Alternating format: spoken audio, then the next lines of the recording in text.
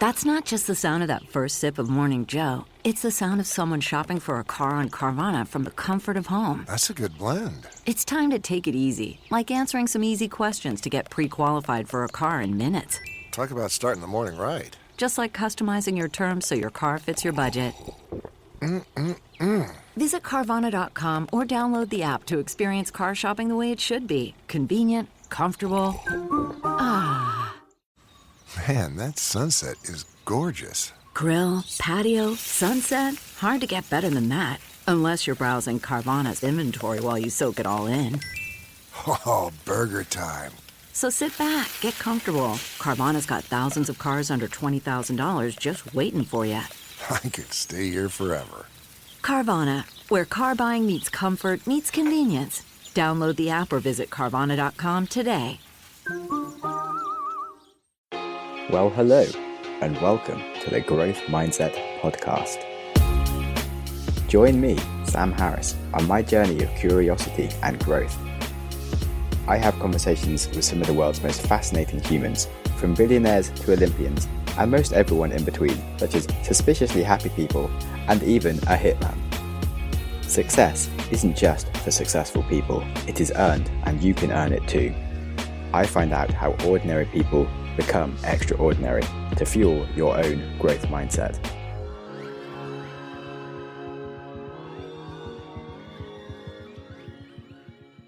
Today's episode is with Kaitlin Ugolik Phillips, the author of the amazing book, The Future of Feeling: How to Build Empathy in a Tech-Obsessed World. Right now, in a world of uncertainty and stress, people are getting very emotional and can fly off unexpectedly.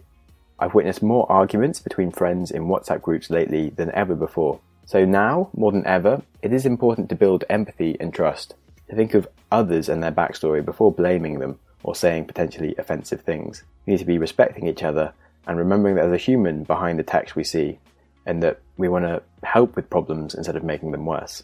So I'm very happy to be talking with Kaitlin today about her work and journey into researching these things and her mission to build more empathy as we connect online. It's very important now and for our future in a tech-obsessed world. I haven't addressed the COVID-19 situation on the podcast here yet, as I've been getting through the backlog and also building an app, but I do want to do some specific ways we can grow our mindsets and learn from the situation and make the most of it. However, I have started a specific COVID-related podcast that you can listen to. It is called The Coronavirus Effect: Where Do We Grow From Here? On it, I talk to industry experts about the impacts that it has on their industry and what it means for the future and the lessons that we can learn. I will try to get more relevant content onto this podcast here as well, but for now, if you want some nice, calm audio that takes a step back from the news and the panic around the situation and instead calmly examines what it means, then that might be the podcast for you. Again, that's the Coronavirus Effect podcast. So on that, enjoy this episode. And do note that it was recorded before coronavirus existed, so we won't mention it at all, but it just happens to be highly relevant right now. Do you experience stress or have anxiety, or maybe chronic pain, or have trouble sleeping at least once a week? Well, you're not alone, many of us do. Personally, I do go through phases of not sleeping very well, and suffer from chronic pain from where I shattered my femur. So I was searching for anything that would help, and discovered Feels. What is Feels? It's a premium CBD delivered directly to your door. And what does it do? It naturally helps reduce stress, anxiety, pain, and sleeplessness. So now I kind of sleep a bit better. It's really easy to take. You place a few drops of Feels under your tongue and you feel different within minutes. It can take a while to find the right dose, and everyone's dose is different. So you should leave some room to experiment over the course of a week. But what's really great is that they have a human support hotline, so you can talk to a real human about your experience and have some guidance. And remember, it's quite natural, so it'll help you feel better without any high or hangover or addictions. They also have a nice membership option, which lets you join a community and get Feels delivered to your doorstep every month, and you can save money on every order and pause your subscription. In summary, Feels has me feeling my best every day, and it can help you too.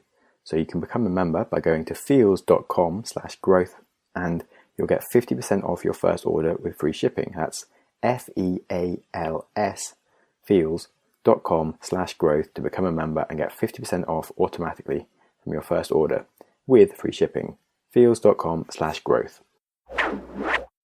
Welcome to the Growth Mindset Podcast. Today, I have Kaitlin Ugolik Phillips with me. She is a journalist and editor living in North Carolina, and she's written a brilliant book called The Future of Feeling, Building Empathy in a Tech-Obsessed World, which I've really, really enjoyed. And you've also done writing for Vice, Lifehacker, and General Health, and you've been really busy. So I'm very pleased to be talking to you today. Yeah, thank you so much for having me. I'm excited to be here. Cool. So I like to start by just getting to know the guest a little bit. So could you just give me your life summary in 3 minutes, please? I will do my best. I was born in Connecticut and lived there until I was about 9. My family moved to North Carolina, where I grew up, went to school. For the most part, I went to college at Elon University, which most people have probably not heard of. It's a small private school here in North Carolina. And then I graduated from college basically into the recession, the Great Recession, as we call it, in 2009. And so I had a job in radio for about a year here in Raleigh, but it wasn't really what I wanted to do. I missed writing, and there were basically no journalism jobs. That was my major. And so I went to grad school because that's what we all did. I moved to New York City and went to the Columbia University Graduate School of Journalism. And then that was a great experience. It got me to New York. And then after that, I started my career. So I worked as a legal journalist for a while, and then I transitioned to financial journalism. Really, I was interested in writing about health and psychology and people. But again, it was still kind of hard to find jobs doing what you actually wanted to do in journalism. But then around 2014, I decided that I wanted to write this book, and that in order to do that, I was going to need to have kind of a different job situation. I needed a job that was a little less crazy, had less deadlines. So I transitioned to doing nonprofit communications work, which has mostly been writing and editing for nonprofit organizations. So a law school in Brooklyn, and then my husband and I moved back to North Carolina a couple of years ago, and I took a job at a health policy think tank here. And so I do a bunch of editing for them. And then that has kind of freed up the creative part of my brain to work on this book. And then hopefully, some new projects coming down the line soon. I think that covers most things. I have a cat named Lily, and I live here in Raleigh, North Carolina now. And that's about my life. Cool. Well, thanks. Interesting to hear. Because it's nice to have people get to where they got, because you just think people are kind of as they are, really. Sounds like you really had to be quite motivated on your general mission to write about what you want to write about to get there. Definitely. They just get given to you. Exactly. Yeah, it's quite interesting. So what did you learn in the radio? Because that's kind of different. Was there any useful lessons from that? Yeah, that was an interesting job because I was essentially just a booker. Like I would book people onto shows, but occasionally on the weekends or an early morning when someone, was sick or couldn't come in, I would get to do the news on the radio live. And it kind of gave me a taste for what that might be like. And, that I might want to do that later on in life. But it also gave me a chance to do a different kind of writing. When you have to write for the radio, it's a lot more short, punchy, concise than the longer form kind of writing I had been used to. So that was useful. And they also gave me the opportunity. I wanted to do like a short radio documentary. So they were like, sure, why not? We'll air it on a Sunday when no one's listening. And so I made a 6-minute radio documentary about an American Indian tribe in North Carolina who was looking to get federal recognition so that they could get the benefit that come with that. And they did air it on a Sunday when no one was listening, but that was still exciting and gave me, a good experience. Cool. I think that helped a lot for then writing your book, trying to get different people to interview and talk about their stories. Oh yeah, that job. And then all the jobs I had in New York, when I was a legal journalist, I would interview, the people writing the complaint, the people, ask for comment from people who, were being accused of different things. It was civil litigation. So it wasn't like, murder and mayhem, but mostly business related stuff. But yeah, I did a lot of interviewing there. And then at the financial magazine I worked at, I wrote a lot of profiles of people and some features. So that involved, a lot of interviewing, research, fact checking. So I definitely was prepared over the years for the project that the book would be. Cool. And so from your years of interviewing people, what were your favorite techniques to help get people to open up and trust you? That's a good question. I think one of the best techniques is to do it in person, which is way harder than it sounds, especially when you have a deadline every day or every few days. Most interviews happen on the phone. And if you can look someone in the eye and, have a little bit of a rapport, it definitely makes a difference. But if you have to do it on the phone, I felt like, obviously asking open-ended questions, not yes or no questions, And sometimes just working with the silence, like if things are quiet for a couple seconds, not necessarily jumping in and kind of hoping that the person you're interviewing will be the one to think, okay, how can I fill this silence? And then maybe say something interesting. And that's hard for me. I hate awkward silences, but they can be really good for journalism. Yes. You like a good silence. Just wondering, are there any memorable lessons that you had from like something a guest maybe told you that was like, wow, this is shifted my perspective about things? In my interview. Like from something I wrote or in an interview? Yeah, from an interview, as in someone told you. There have definitely been a few times where I've told people I'm interviewing about the results of other reporting that I've done while working on the same story that I'm interviewing them from. And they've said like, oh, I had no idea about that, piece of research, or I've never heard that perspective before. Sometimes it was something I would say based on information that I'd pulled together and just kind of an idea that I'd formulated. But sometimes it's, oh, when I interviewed this person 2 days ago, they said this. And then the person I'm interviewing now kind of going like, that's a new idea. That happens a lot when I'm interviewing people who are researchers or scientists, because I think they can get kind of siloed into their own work because, it takes up a lot of time. It's kind of consuming. And sometimes they, to have a second to be like, oh, what's someone else in this field thinking about? I don't think they always have the time to have those conversations. So occasionally that'll happen when I'm doing an interview. Yeah, there's a bit of a sort of weakness almost of going super deep into one subject means you kind of can't necessarily be knowledgeable in many other things, which is often where a lot of the best ideas come from, as in applying other skills to a current problem. Yeah, so, absolutely. Or just collaborating with other people. Yeah, you get so many ideas from things. As in, I've been really enjoying reading books with a friend and just sort of talking about them each week, and just seeing other people's perspectives and what they get from them is just, you learn twice as much, if not more, from like doing that. Yeah, definitely. I actually started a book club, but it's a different type of book club. It's a bring your own book club. And the idea is that I had a hard time getting a group of friends to all agree to read the same book. So I thought, why don't we all just read whatever we want, but then we can come together and essentially make the case to each other for why they should read or not read what we've been reading. So our first meeting is this weekend. We'll see if it actually works. Yeah, that's nice, because it still gives you the chance to like digest it a bit more and think about how you'll talk about it, which is a lot of the benefit, and then explaining it to other people. And then if you're convinced and you read the book someone recommended, and then you have a completely different experience, you already know there's someone you can talk to about it. Yeah. And still, when you're doing that, people can ask you questions about what it was you thought and challenge your views that you're saying, oh, this is with this way, and think about, oh, but what about this? And yeah, cool. I'm very pleased to hear this. I just think there's so much benefit from talking about these things. I'm building an app currently to let you listen to podcasts and books at the same time as your mates, or like in sync, so that like cool. It would kind of prioritize your playlist. Let's say I listen to a few podcasts the same as a different friend. When he listens to one of those podcasts, it will just instantly put that podcast to the top of my playlist. So I'll listen to it like on the same day as he has, and we can both talk about what we just learned. And that's you're like, really cool. Why doesn't that exist? So coming soon.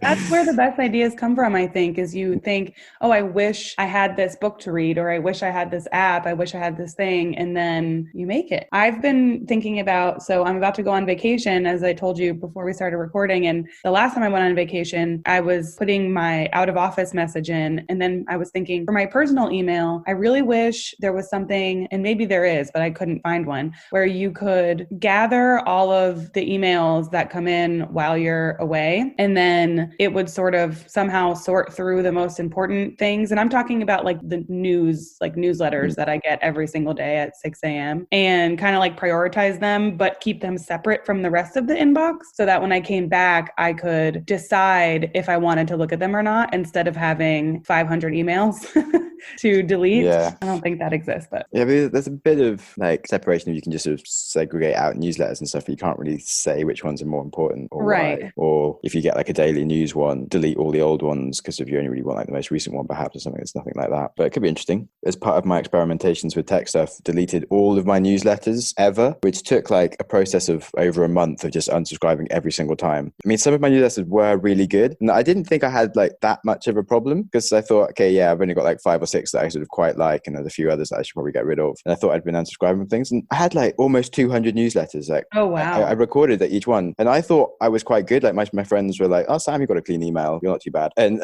yeah, it was really, really like enlightening to see just how bad my problem was. And I haven't subscribed to any since, even though I thought that I would. Like, I follow some people who just read really interesting content and stuff. But it just happens to use that as it just sends me onto links to just go on like mindless surfing of things. And some of it's interesting stuff, but I don't need to be going into these things. And yeah, it just keeps my headspace so much better. And my email better. I did something similar recently. And one of the things I realized was that I was really getting the same information from a lot of them. Like I get 3 or 4 different, what's the top news of today emails, and they all essentially say the same thing. I don't need all of them.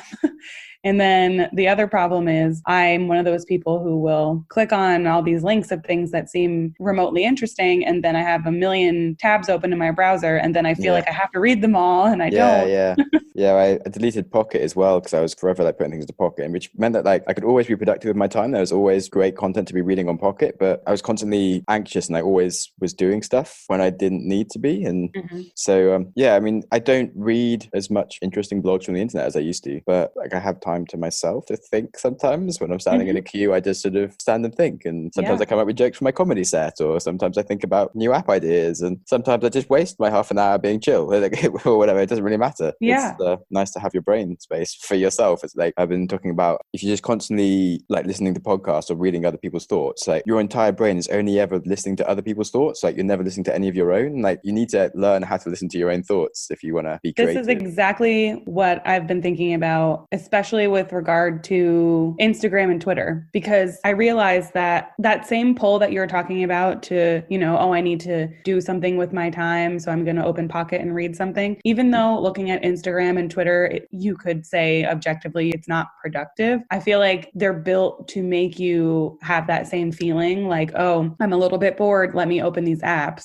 And then I started to realize, especially like as someone who's already a pretty anxious person, that I was just constantly filling my head, from the minute I wake up until I go to sleep with other people's ideas about things. And I kind of realized I don't need that. Like being open to other people's thoughts, being curious, or being empathetic to what other people are going through. I don't think we're meant to do that 24 hours a day. Yeah. I think that, having set times of the day where you open yourself up to that, having boundaries. And this is something else that I've written about recently, is how to have healthier digital boundaries, especially for people who do struggle with mental illness. I think that there's this paradox happening, especially on Instagram, I've noticed, and on Twitter a little bit, where people who struggle with mental illness are really drawn to use these platforms to connect with other people in like a safe way and to share their experiences and help validate others and, in some cases just find community. But there needs to be limits. We're not great at putting limits on ourselves and boundaries of,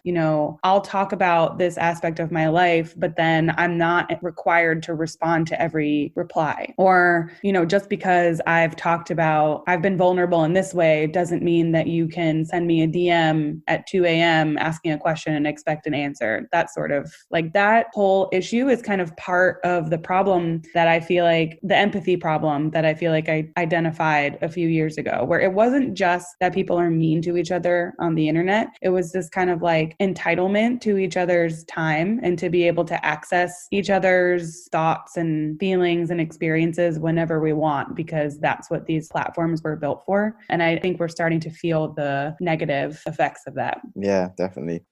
Yeah, I've been thinking about sort of from like an evolutionary psychology perspective. If you think about how we started becoming obese, we were evolved to not be in a place where we had like excess abundance of food the whole time. So on any given day, you should eat more than you need for that day because of that's not natural, and so you make the most of it. And it's the same with like these things that grab our attention. We're designed to pay attention to this kind of stuff because it's more important than our normal environment, which is kind of boring and gives us this time for our headspace and think to ourselves because there's nothing going on. And so we always prioritize these things because we used to have all this time for ourselves that we now just don't have, because of we automatically prioritize this new thing that is now becoming unhealthy to have too much of it. We never have the time that we used to just have abundance of to be ourselves. Yeah. There's this book written by, I don't know if you're familiar with Manoush Zomorodi. I have heard of her. Yeah, she runs Hidden Brain podcast. No, she was doing a podcast. Or is that a different podcast? That's a different podcast. She was doing Note to Self, but now she's actually taking over the TED Radio Hour. But she wrote a book called Bored and Brilliant, and it includes a lot of this research about about how being bored is actually so good for your creativity and your productivity and your happiness. If you just cultivate these moments like you were talking about, like you're standing in line for something and instead of pulling out your phone, just look around and sit with your thoughts. And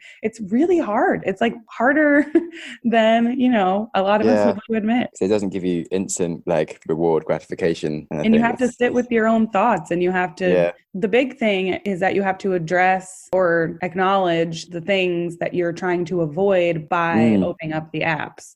And it's something that I actually did a talk last night about digital wellness and kind of well-being. And one of the things, this is a cognitive behavioral therapy thing, but when you're constantly feeling pulled to do something, if you have an urge, to check Instagram or whether it's some other kind of habit that doesn't feel healthy, often it's because, you're trying to soothe yourself. It's like a self-soothing thing. And so finding out what you're trying to soothe yourself about and addressing that instead is probably healthier, but it can be really hard because it's usually not an easy thing. It's not as easy as opening Instagram. It's like, oh, maybe I need to go to therapy, or maybe it's I need to go for a walk, or, but I think that's kind of the thing that a lot of us don't want to deal with. We don't want to sit with our own thoughts. Yeah, definitely. And when you're trying to do something useful, like sit and do 2 hours of writing, it seems like a big, scary thing. You don't know how to instantly sort of break into this thing and say, you're like, oh, well, instantly I can start feeling productive by just going onto Instagram, or like I've got some messages I might need to do. Exactly. Yeah, or if you do get stuck because you're halfway through your thing, you're writing, you're like, oh, I can just send some messages because that would be useful. And then you waste your whole day just in email, not really doing anything.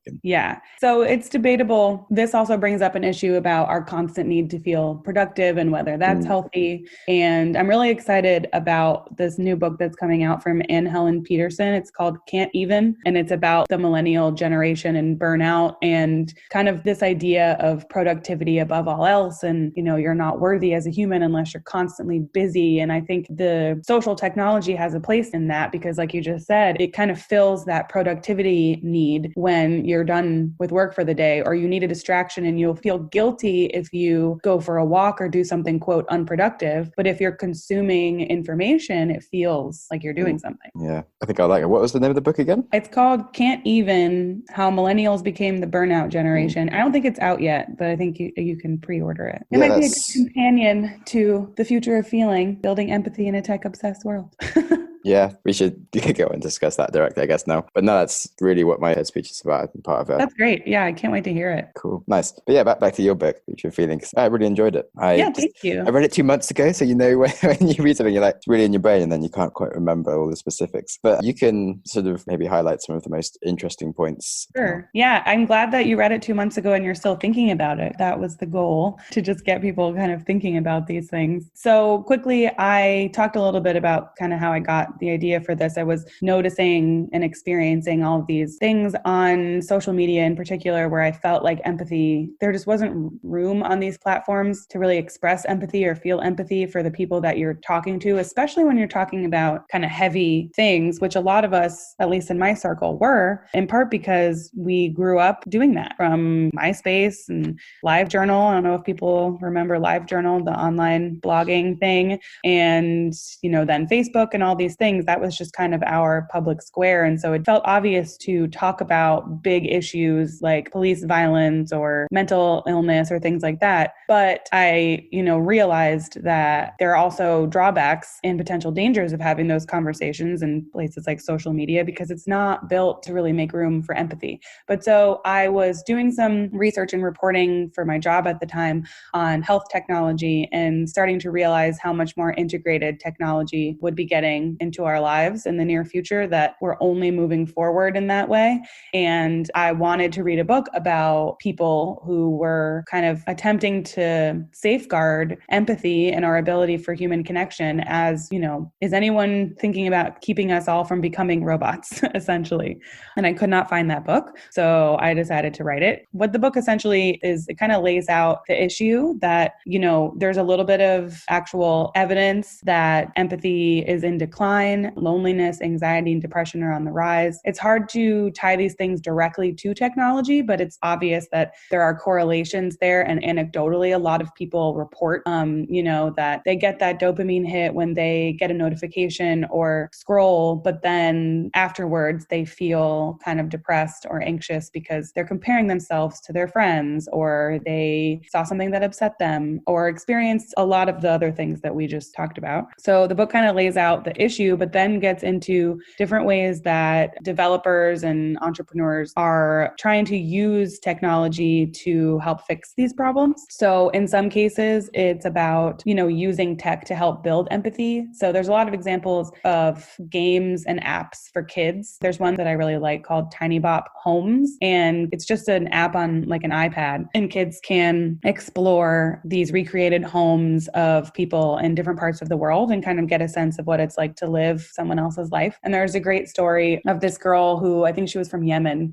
and she was a little girl and she was really embarrassed to talk about, where she was from because her classmates didn't understand it. They thought it was weird. And then their class played this game and there was a home from Yemen in the game. That was one of the options. And suddenly she felt like, she could talk about where she was from, and she felt more comfortable, and people were asking her kind questions instead of making fun of her. And it's a little thing, but that can have a big impact on a kid. So things like that. And then the other half of the book is focused more on using empathy to create technology. So sort of having empathy for the end user, not just from a design perspective, which is already a well-established practice, but, from a life perspective. Like, for example, imagine if Mark Zuckerberg, Jack Dorsey, all those guys imagined like, hey, what if someday someone uses our platforms to try and sway an election, or to, gang up on a person and run them out of their town because they talked about feminism on Twitter, or just kind of imagining potential negative outcomes based on experiences that are not yours. And so then I kind of tied things up with, a lot of the people that I interviewed are from a more diverse set of experiences than the people who created a lot of the tech we use now. So I'm pretty hopeful that the next wave of things is already being built with a little bit more empathy for just various different types of perspectives and experiences that people might have. Yeah, definitely. Thanks. That's kind of relates to sort of some of the core things I want to do with like the app that I'm building. But yeah, it is really interesting the way people sort of think about just the very surface level behaviors of what they're creating with their apps, and you literally just like, okay, how do I get people to watch the screen and do things? They don't really think about like the lifestyle that it creates and like the whole, like what it does to you at a deeper level, which has resulted in some major problems. And if you're just sort of trying to get someone's attention, like that's not necessarily good, because people pay attention to the scary things and like the stuff that sort of the addictive things and dramatic things. Yeah. And one thing that I try and say in every interview about the book too is that a lot of times people will try and get me to talk about how tech is evil and how we should not use these things anymore and throw your phone off a bridge. And like, I really don't think that's necessary or realistic.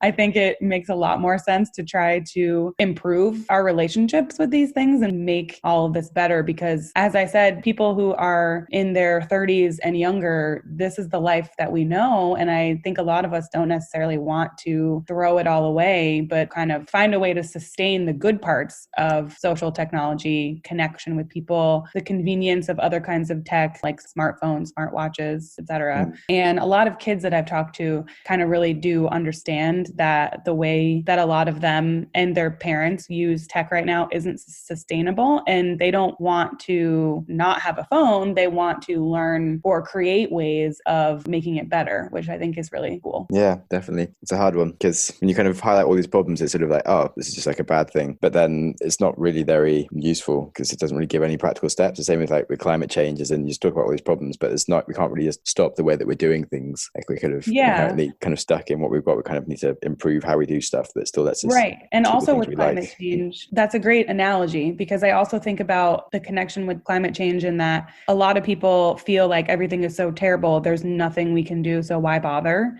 And I think the same kind of thing happens with, our eventual tech dystopia. And I think in both cases, we kind of need to push against that idea. Yeah, definitely just start taking the first steps and go on the journey to be in a better world. But yeah, it's just annoying when some people kind of, well, it's not annoying, but the people that just do throw the whole thing out the window and just go and live in the middle of nowhere in the woods forever. And like, that's great, but like, you're never going to change the world by doing that. Yeah, I mean, it works for some people. I do like to remind folks that the guy who lived on Walden Pond brought his laundry home to his mom's house, allegedly. So, Mm.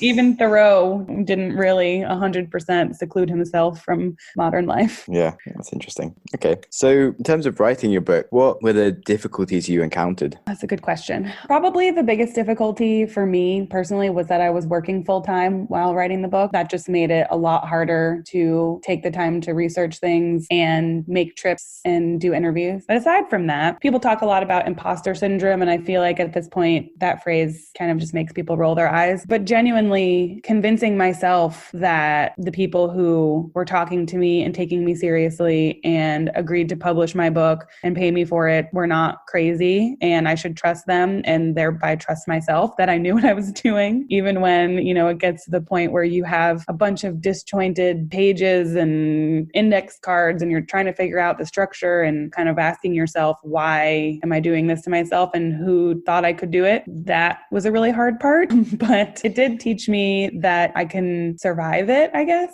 So I don't know. A lot of people tell me that the second book is easier just because you already know you can write a book, but I still think there's always going to be that part where you are surrounded by scraps of paper on the floor, crying, wondering how you're ever going to make it all fit together and make sense. On the flip side, the best part is when you are reading some research paper or notes from some interview or some article and you suddenly make a connection and realize that you know where two pieces fit together and you already have those pieces and you don't need to do 10 more years of work like your brain is telling you. You actually already have something that makes sense. That is a euphoric feeling. Yeah, I can totally relate from my own writing of, just sort of having ideas that seem quite sort of logical and then starting on them, having more ideas and tangents, just going off into this weird maze of self-constructed puzzles. But also it's kind of similar to maybe programming as well, when you kind of trying to write really difficult algorithms and things and just trying to get your head into stuff, and you end up making these weird mazes of things you need to do, but then kind of having connections of stuff you've already written and you can put together so satisfying. I mean, without that, no one would ever finish anything except for the most determined people, because otherwise it's just horrible.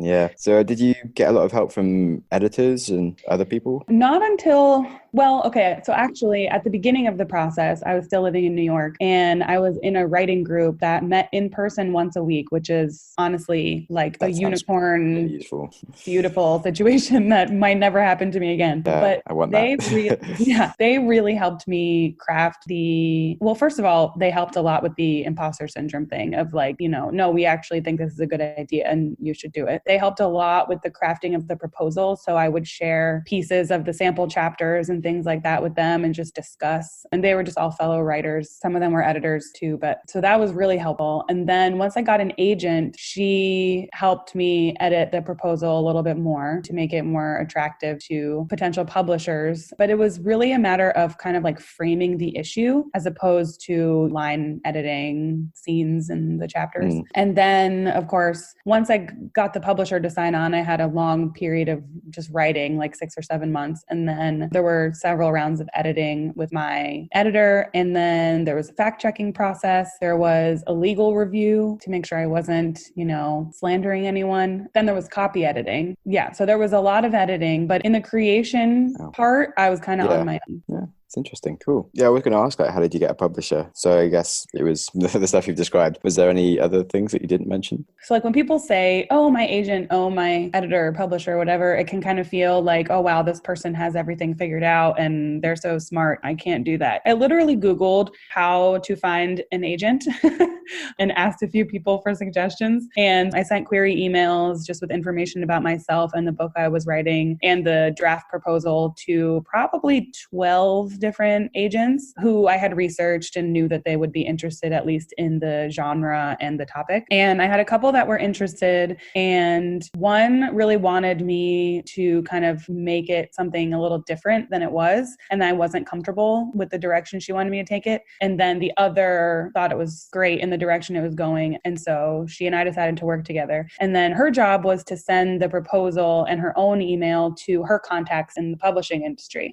and see what publishers publisher wanted to buy the book. So with nonfiction, a lot of people don't know, with nonfiction, you write a proposal and that's what you sell. And that's what a publisher agrees to pay you an advance for. And then you finish the book. And in fiction, for the most part, you have to finish the book first. You have to write the whole manuscript and then sell that. So both are difficult in their own ways. So the publisher I ended up with, or the editor that I ended up working with, I had actually met her before I started the whole process. And she had said, you know, I might be interested once you have a proposal and an agent, come back to me. And it actually worked out. But then the rest of the work was remote because I was down here in North Carolina and they're in New York, and we did a lot of emailing. But it was a really educational experience. And I feel like it's like the way people talk about childbirth sometimes, where they're like, you know, it's like miserable and horrible and you hate it. And then as soon as it's over, you're like, I could do that again, maybe. That's kind of how I'm feeling right now about this book. And I'm like, maybe I should give myself a little bit of a break. Yeah, listen, like we said about the need to always be productive, maybe you can just enjoy yourself a little bit.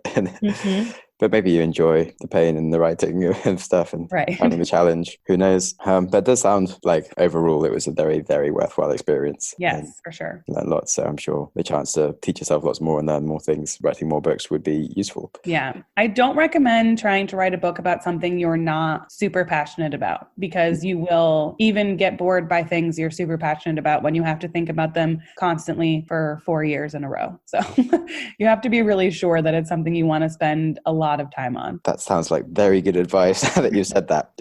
Thanks. So, yeah, I have loads of ideas for books, but I'm sure a lot of them would be like, actually, after a week, I'd be kind of like, well, the book isn't done yet. So I'm kind of bored. Maybe there should have just been a blog post. Another strategy. Did you do a lot of... Not all of us can write multiple books a year like Stephen King. Yeah. Do you think you'll be able to write much faster now? Or do you think you always want to do something that's like very intensive in terms of lots of fact checking and multiple ideas going on? Yeah, I don't know. Right now, I'm sort of pulled to do something that's a little bit different and might be more fun in terms of fiction. But I also know that once I really get into the weeds of that, it's going to be just as difficult and just in a different way. But then I also have a few nonfiction ideas, and it's just a matter of, do I actually have the time to devote to it? And, you know, mentally, am I prepared to do that again?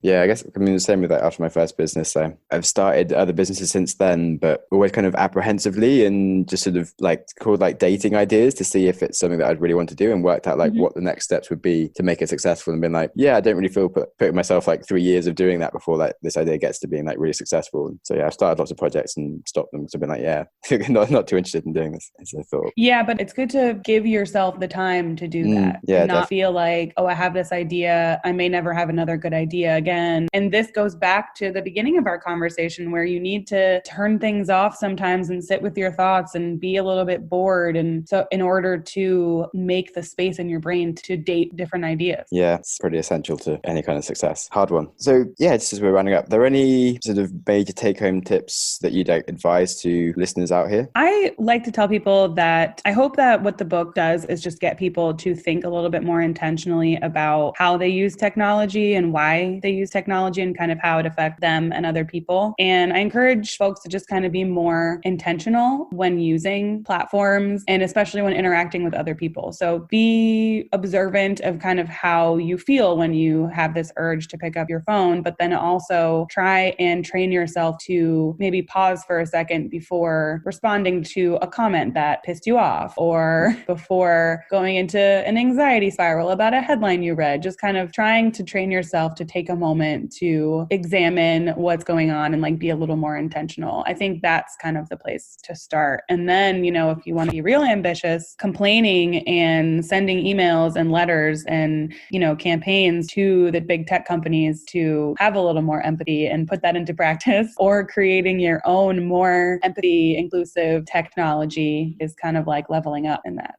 Okay. I would just say that from your book, I really remember reading some quite nice examples about how we miss empathy, as in others misinterpret us, or we don't feel empathetic to others. And I don't feel that maybe we've mentioned that too much in the podcast. So I thought maybe you might have a good example of what you mean by that, besides just alluding to our loss of empathy when we're using tech. Can you clarify? What do you mean we miss empathy? As in, you've outlined the fact that we lack empathy when we're using technology to others, when we're like in our social media sometimes, and that can be bad for us, or that others can affect us because they haven't used empathy. And like, that's just it's just like some words, it's a concept. It's not something that's like solidified in my mind without hearing a story by what you mean. Oh, I see. Yeah, sure. The example that I opened the book with is one from 2014 where it kind of encapsulates a little bit of this, I think. So I was on Facebook and talking to a bunch of friends about the police shooting death of Michael Brown, who was a young Black man in Ferguson, Missouri. And the way that he was killed and the kind of outcry from his community after that became national and maybe global, I don't know, news about this problem of police brutality. And a lot of people were talking about it and trying to figure out what had happened. And I and a lot of my friends were really kind of, socially minded and concerned and posting about things and kind of like having this community conversation on Facebook. And suddenly I had posted something about my concern about, what's going on at this police force. Why did this happen? And someone that I had gone to high school with, who I hadn't talked to since high school, sent me a direct message and was kind of like, you really have no right to be talking about this at all. Can't judge police officers because you aren't one and I am. So let me show you what it's really like. And it was kind of this it's kind of strange how you can feel like your private messages on these platforms are kind of like a very vulnerable private space. And if someone comes in there without permission, you kind of feel barged in on, even though it's a piece of technology that you can turn off. That really upset me at the time. And at the time I remember thinking, where is this guy's empathy for this situation, that this horrible thing that happened? But then later I kind of realized I was being very selective about my empathy as well. I did not think at the time, I didn't think until later that okay, maybe I can understand where he's coming from as a policeman in a different part of the country who has, difficult experiences. Clearly I struck a nerve and maybe I should find out why. But something about that environment of Facebook and of knee-jerk reactions and of, someone messaging you in your private inbox and things like that, just kind of, and using all caps and things like that, just kind of didn't seem to leave room for empathy. It didn't seem to give enough space to have a calm, trusting conversation that might lead to actually taking each other's perspectives and learning from each other. So that kind of, I think, was an example in my personal life of something that kind of made me realize, okay, myself included, everyone is kind of just forgetting empathy when trying to talk about big things on these social platforms. And is there anything we can do about that? Or is that just going to be how it is because we're all hiding behind keyboards? Thanks for explaining. That's that really helps add a dimension of perspective for everything you're explaining. And good choice on starting the book with that. I think it really helped make your point. And it made some people very angry. I don't know if you've read I liked I don't know if you've read the Amazon reviews, but some people are really just didn't get past that and kind of upset that I mentioned the all caps. Yeah. For some reason, people are upset by that. They're one person said, don't read this book. It's just like a how-to guide for liberal brainwashing. And I'm like, maybe I shouldn't read the reviews. Yeah, follow your own advice and shut off from these things a bit, definitely. I mean, it's good to be polarizing in some ways so you get the right people, but not if you wanted to have everyone read it. Now nothing is going to be for everyone, right? Yeah. So it's just kind of frustrating, like you said, when people misinterpret what you mean. But I mean, and you're trying to highlight that you didn't have enough empathy and you want more, not that I have it and no one else does. Definitely. That's awkward. So do you think you would change it if you were rewriting it then? I don't think so. I think I might slow it down and add more context, not just to that part, but to the whole book. I think I definitely suffered a little bit from, let me get this done because I don't even really know if I can do it or if I'm ever going to be able to do it again. So, I was careful and fact checked and all of that. And I made sure everything was accurate, but I don't know if I kind of gave it the space it could have used to be a little bit more of a thoughtful book. But I think you'd be hard pressed to find an author who doesn't think they could have done something differently. Oh, yeah, for sure. Always. So, yeah, I'm glad that you got it out. I still really like it. I wouldn't complain at all. Yeah, thank you for reading it. I really appreciate it. Oh, at all. Thanks for writing it and spending 4 years following your interests. It was a big move. Very glad that you did this. Do you feel that you had any issues as a woman in writing this, that maybe it would have been easier as a man or anything, just on the subject of feminism and things? Yeah, that's a good question. I don't know. I actually think that people would have been a little more surprised to have a male reporter calling them, asking them about empathy. empathy, and not necessarily, discriminated or anything. But I think that our culture, and this is maybe part of the reason that empathy isn't part of the foundation of a lot of the tech we use, because a lot of it is made by men, and our culture, at least Western culture, doesn't prize quote unquote soft skills like empathy in men or encourage them in the same way that it does in women. So in that way, I actually think it might have been easier for me to take on this topic in particular, because it's kind of expected for a woman to care about something like this. And then I also was really intentional about who I interviewed and who I talked to. And so that meant that there was, I talked to a lot of women in addition to men. Sometimes when you report on tech, you can definitely run into a little bit of sexism. But I think that because I was writing about research and I was writing about developers of new tech that were caring about empathy, and a lot of them were women and people of color and all different kinds of people, I didn't really struggle in that way. That's an interesting question. I hadn't really thought about that. And I really do think that because, if I had tried to write a book about tech that didn't focus on soft skills, maybe it would have been different. But I think I might have actually had an advantage in this case. Yeah, it's quite interesting. Certainly to agree that it sort of makes sense. Like it kind of conforms to what you expect from society, that it would be more coming from a woman to be talking about empathy, and why this is actually something to focus on. So not necessarily if that's a good thing or a bad thing, but it's interesting to think about though. What about like confidence and stuff? Did you feel ready? Do you think like you had more of your feelings of imposter syndrome due to being a woman at all? So I actually think that everyone feels imposter syndrome. I think women are more conditioned to think that it's real and to actually be hesitant to do things. But my whole life, I've kind of refused, just at a personal level, to not do something just because I'm afraid, which most of the time has worked out in my favor. But there's definitely a gendered element of imposter syndrome that it's just all about conditioning, kind of like I believe, it's more about how we grow up and are taught to think about ourselves in the world than about any, like innate ability or anything like that. Oh yeah, definitely. I think 100%. I think from what I've discussed with people, some women feel a bit more like they have to seek out acceptance first before they do something, which can limit what you do perhaps. I'm not sure. Well, I think that I benefit from this kind of like weird idea of blindness where when I want to do something, I'm kind of like I think I feel that acceptance too late or like later than a lot of women do. Like I decide I want to do something, and so I approach doing it and I start the process, and then I'm like, oh God, what did I get myself into? Am I actually qualified to do this? Well, what's going to happen? But by then it's too late and I have to forge ahead, Yeah, that's really great. Not sure. I think I just sort of have more of an appeal to things that I'm not supposed to usually do, like the things that I know that I'm going to find difficult or that people don't expect me to do. I sort of feel like more of a need to prove myself, which is maybe like a manly thing of like, oh, you don't think I'm good at this? Well, let me show you. Or if that's just weird curiosity to see if I can be good at things. I don't know. But yeah, I definitely have like a similar sort of blindness to what I shouldn't be good at, perhaps. Yeah, humans are weird. We really are. Which is another thing of the whole technology is sort of ever increasingly amazing. It's kind of, if you think about like what humans are and how crap we are at stuff, it's like, well, what is the point of humans exactly? And what are we like aiming for in the long run? And that's when you're like, this is uncomfortable. Let me scroll Instagram.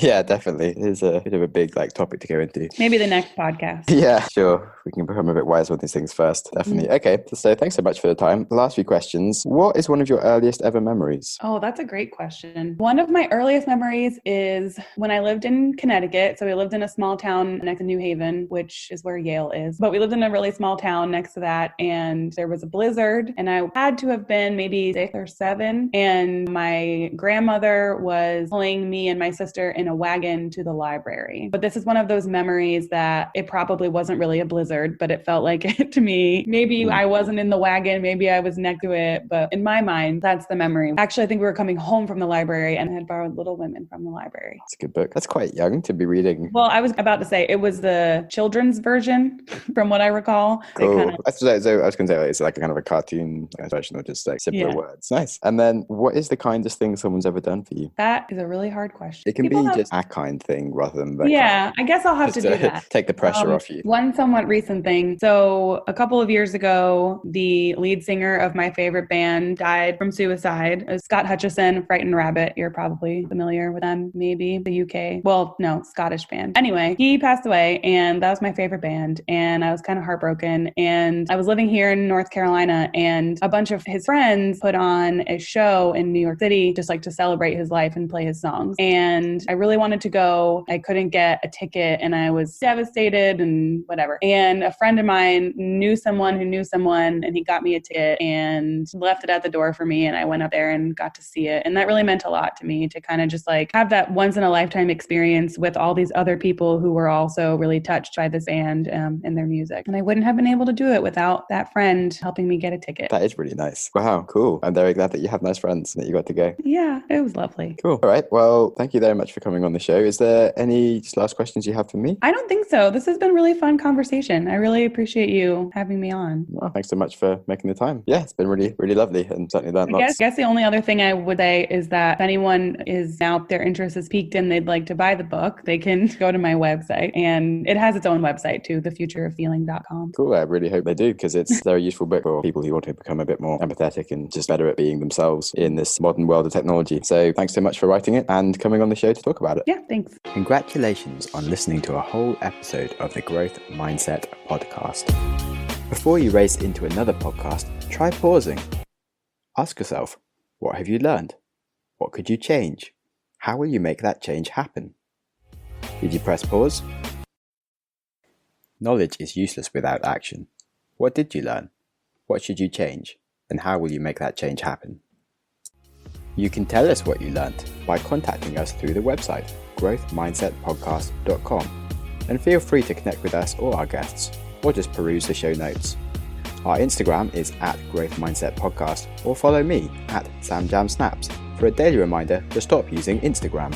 If you enjoy random acts of kindness and want to support the show, you can support us on Patreon or leave us a review on iTunes, and you'll make me very happy. And with that, keep learning and keep growing.